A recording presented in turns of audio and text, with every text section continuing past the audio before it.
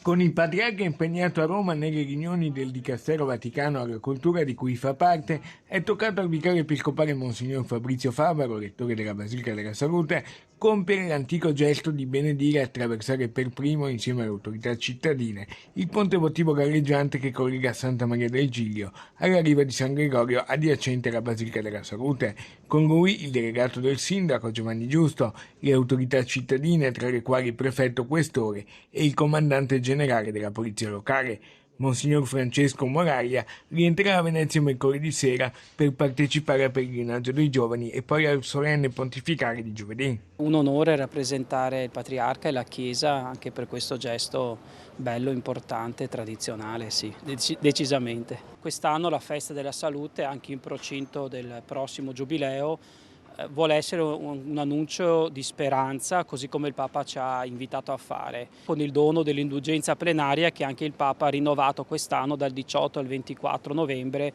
L'appuntamento della Madonna della Salute è un appuntamento speciale per i veneziani, che raggiungono anche coloro che non sono più residenti nella città galleggiante, la raggiungono comunque perché non vogliono mancare a quello che è il saluto, o comunque il chiedere, va bene, oppure comunque